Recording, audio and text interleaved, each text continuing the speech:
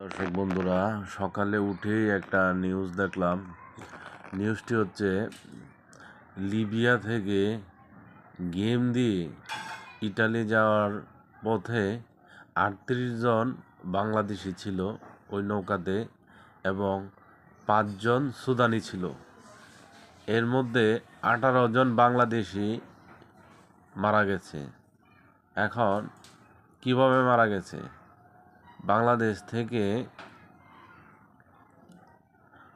যে ৩৮ জন বাংলাদেশি গিয়েছে ওইখানে, তারা যে নৌকাটিতে উঠেছিল সে নৌকাটি যে লাইনে যাওয়ার কথা ছিল ওই লাইন তারা ব্রেকআপ করেছে, ওই লাইনটা ভুলে গেছে। ফলে একটানা ৫ দিন সাগর পাড়ে ঘুরঘুর করে বিভিন্ন শিপে তারা সহযোগিতা চেয়েছিল, কিন্তু কেউ সহযোগিতা করেনি। যে ড্রাইভার ছিল ওই ড্রাইভার হচ্ছে সুদানি। এই সুদানিকে বলা হয়েছিল কোনো একটা উপকূলে নামানোর জন্য, কিন্তু ওই ড্রাইভার মানে ভয়ে কোনো উপকূলে নামায় নাই। ড্রাইভারের দাবি যে যদি আমরা কোনো উপকূলে ঢুকি তাহলে আমাদের গুলি করে মেরে ফেলবে। এই জন্য তারা এই ভূমধ্যসাগরের মধ্যে প্রায় ৫ দিন ঘুরেছিল। এর মধ্যে